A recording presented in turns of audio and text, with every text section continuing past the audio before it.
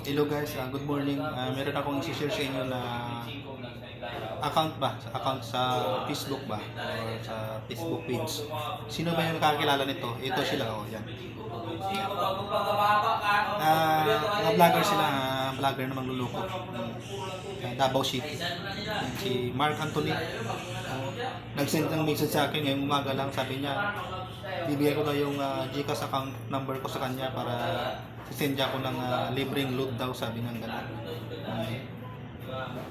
Pero pag yung nasend mo na yung number mo sa kanya, hihingi sa'yo ng pera yon para daw ma-process yung load mo. O hingi yan. Yung sinabi ko sa kanya na manluloko kayo, scammer kayo, tapos sabi ko, yung mga message mo dito sa akin, yung account mo na screenshot ko, isesend ko to kay Rappi Tulfo. Yun, ni-block ako agad. Natakot. Yung para matapos na yung kalukuhan nila, kaya sinabi kong susumbong kita kay Rappi. Ganun. Natigil yung pag chat-chat niya sa akin.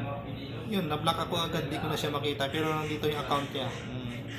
Kakalat ko to. Kaya guys, ito ikakalat nyo sa lahat ng mga social media to. Account na to, ng dalawa na to. Dito sila. Yan. Para matigil yung panluloko nila. Kaya kayo dyan, Mark Anthony, lagot kayo ngayon. Matapos na yung mga pinagkagawa yung kalukuhan na yan.